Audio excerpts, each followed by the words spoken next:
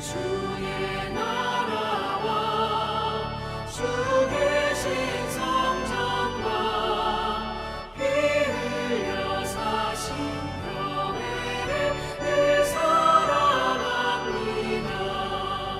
내 주의 교회는 천성과 같아서 눈동자같이 아끼사 늘 보호하시네.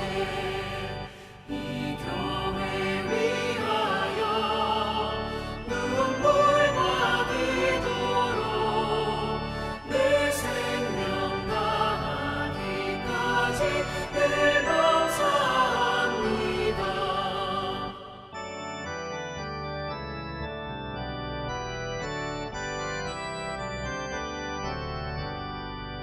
성도의 교제와 교회의 위로와 구주와 맺은 언약을 늘 기뻐합니다.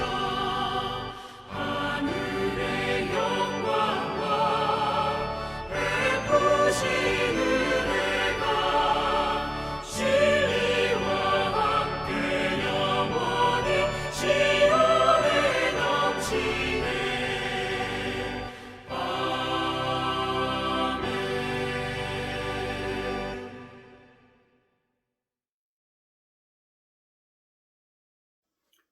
하나님의 크신 은혜와 평강이 오늘도 여러분의 삶의 자리마다 충만히 임하시기를 기원합니다. 기도하겠습니다. 하나님 아버지 은혜와 사랑을 감사드립니다. 이 아침도 하나님께서 허락하신 귀한 은혜를 붙들고 말씀으로 우리에게 주어진 하루를 살고자 합니다. 성령님의 감동하심과 인도하심으로 우리를 인도하시고 하나님 원하시고 기뻐하시는 삶을 살아내는 우리 모두가 되게 하옵소서. 말씀을 담고 말씀을 기억하며 말씀대로 살아가는 귀한 하루가 되기를 간절히 소망하며 예수님 이름으로 기도하옵나이다. 아멘. 오늘 보실 하나님의 말씀은 신명기 15장 1절로 11절 말씀입니다. 신명기 15장 1절로 11절 말씀을 같이 읽겠습니다. 매 7년 끝에는 면제하라. 면제의 규례는 이러함이라. 그의 이웃에게 구워준 모든 채무는 그것을 면제하고 그의 이웃에게나 그 형제에게 독촉하지 말지니 이는 여호와를 위하여 면제를 선포하였음이라. 이방인에게는 내가 독촉하려니와 내 형제에게 구워준 것은 내 손에서 면제하라. 내가 만일 내 하나님 여호와의 말씀만 듣고 내가 오늘 내게 내리는 그 명령을 다 지켜 행하면 내 하나님 여호와께서 내게 기업으로 주신 땅에서 내가 반드시 복을 받으리니 너희 중에 가난한 자가 없으리라. 내 하나님 여호와께서 내게 허락하신 대로 내게 복을 주시리니 내가 여러 나라에 구워줄지라도 너는 꾸지 아니하겠고 내가 여러 나라를 통치할지라도 너는 통치를 당하지 아니하리라. 내 하나님 여호와께서 내게 주신 땅 어느 성읍에서든지 가난한 형제가 너와 함께 거주하거든 그 가난한 형제에게 내 마음을 완악하게 하지 말며 내 손을 움켜쥐지 말고 반드시 내 손을 그에게 펴서 그에게 필요한 대로 쓸 것을 넉넉히 구워주라. 삼가 너는 마음에 악한 생각을 품지 말라. 곧 이르기를 일곱째의 면제년이 가까이 왔다 하고 내 궁핍한 형제를 악한 눈으로 바라보며 아무것도 주지 아니하면 그가 너를 여호와께 호소하리니 그것이 내게 죄가 되리라. 너는 반드시 그에게 줄 것이요 줄 때에는 아끼는 마음을 품지 말 것이라. 이로 말미암아 내 하나님 여호와께서 내가 하는 모든 일과 내 손이 닿는 모든 일에 내게 복을 주시리라. 땅에는 언제든지 가난한 자가 그치지 아니하겠으므로 내가 내게 명령하여 이르노니 너는 반드시 내 땅 안에 내 형제 중 곤란한 자와 궁핍한 자에게 내 손을 펼지니라. 아멘. 오늘은 면제년에 관한 규례입니다.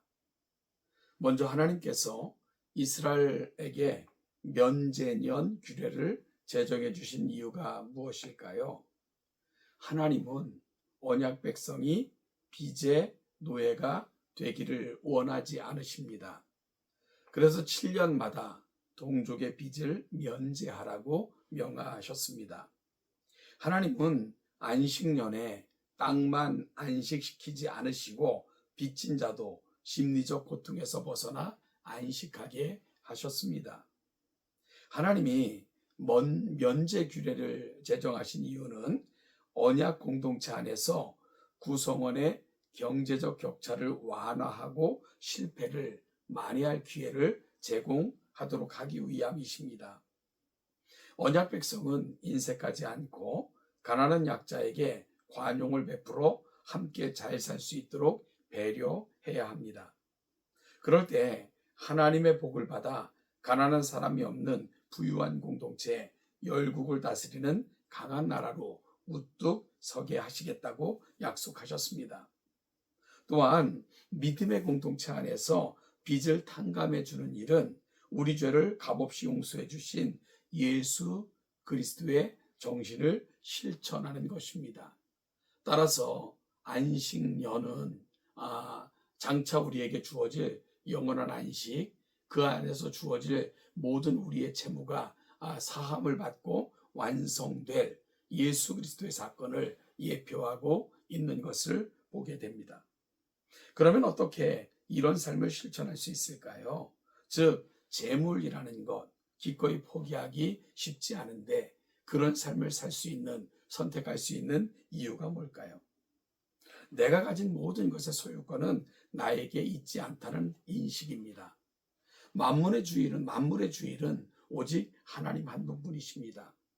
나는 하나님께서 주신 것을 맡아서 하나님의 명령대로 관리하고 사용하는 청지기이다 하는 사실을 결코 잊지 말아야 합니다.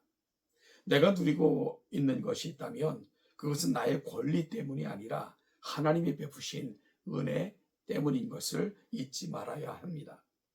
내가 가진 것의 소유권이 하나님이 아니라 나에게 있다고 착각할 때 내가 누리는 것이 하나님의 은혜가 아니라 마땅히 내가 누려야 할 권리라고 착각할 때 나의 삶은 하나님을 경외하지 않는 삶, 하나님의 말씀을 무시하는 삶의 결국에 이르게 되고 말 것입니다. 주변에 가난한 지체를 돕는 것은 내 권리와 이익을 손해보는 것이 아니라 하나님이 맡기신 것을 하나님의 명령대로 합당하게 집행하는 것일 뿐입니다. 이것이 바로 우리가 놓치지 말고 가슴에 담고 살아야 될 거룩한 인식이라는 것을 꼭 기억하시는 이 아침이 되시기를 소원합니다. 그런데요, 때로 이와 같은 하나님의 법을 잘못 악용하는 그런 이들도 있었습니다. 즉, 안식년이 가까웠음을 의식해서 궁핍한 형제를 악한 눈으로 바라보거나 또한 아무런 도움이 제공하지 않았던 것입니다. 안식년이 가깝다고 구워주기를 꺼린다면 면제 규례가 오히려 가난한 형제의 생계를 옥죄는 그런 결과를 가져올 것입니다. 이 일로 가난한 형제가 하나님께 호소하면 그를 거절한 사람은 하나님 앞에 죄인이 됩니다. 하나님은 가난한 자에게 반드시 도움을 주라고 명하셨기 때문입니다. 손을 펴고 필요한 대로 도움을 주되 인색한 마음으로 말고 넉넉하게 구워주어야 합니다. 언약 백성의 삶에서 구제는 선택이 아닌 필수입니다.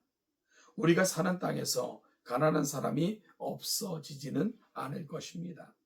궁핍한 자들을 모른 채 하지 않고 넉넉히 섬긴 그 손실에 대해 하나님께서는 큰 복으로 채워주시겠다 약속하셨습니다. 따라서 우리 주변에 가난한 자들이 많다는 것, 항상 있다는 것은 하나님의 거룩한 뜻을 드러낼 수 있는 기회가 되는 것이고, 하나님께서 우리 삶에 개입하셔서 은혜를 주신 기회를 얻는 것이고, 장차 누릴 천국의 복을 이 땅에서 예비하는 것임을 놓치지 않는 저와 여러분이 될 수 있기를 간절히 소원합니다.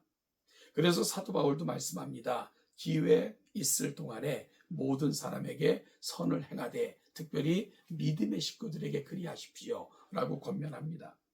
야고보 장로님도 말합니다. 어떤 형제나 자매가 헐벗고 그날 먹을 것조차 없는데 여러분 가운데서 누가 그들에게 말하기를 평안히 가서 몸을 따뜻하게 하고 배부르게 하십시오 하고 말로 다 때우며 그들에게 필요한 그 어떤 것도 제공하지 않는 것은 믿음이 아니라고 분명하게 정의하셨습니다. 사도 요한도 말합니다. 누구든지 세상 재물을 가지고 있으면서 자기 형제 자매의 궁핍함을 보고도 마음문을 닫고 도와주지 않으면 어떻게 하나님의 사랑이 그 속에 머물겠는가. 자녀된 사람들은 말과 혀로가 아니라 행함과 진실함으로 사랑해야 된다라고 권면합니다. 도움이 필요한 모든 사람을 돕는 것 마땅한 신자의 도리입니다. 특히 믿음의 식구들에게 더욱 그리하라 말씀합니다. 형제자매에게 말로만이 아니라 실질적인 필요한 도움을 주라 라고 말씀합니다. 사랑하는 여러분, 우리 자신의 상황도 힘들지만 우리의 눈이 우리 자신을 넘어서 내가 살아가는 삶의 자리에서 하나님의 자녀임을, 그래서 하나님이 무엇을 기대하시는가를 말씀을 통해 깨닫고 그 말씀대로 살아가는 자들에게 하나님은 도움의 손길을 거두지 않으실 것입니다.